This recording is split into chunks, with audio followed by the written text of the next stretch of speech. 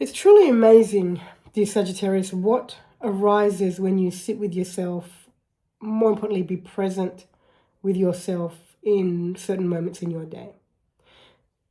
In a moment where you would normally reach for a distraction of some type, if you didn't reach for that distraction, what would happen?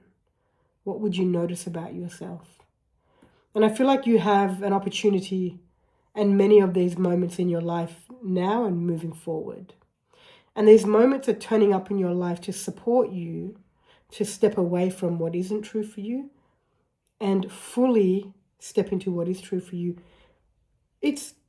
There's an inkling of what is true for you, and often you dip your toe into it, but you don't go in 2 feet. Of course, there's fears, limitations, lacks, doubts, whatever it may be. And so you keep pulling yourself back and distracting yourself.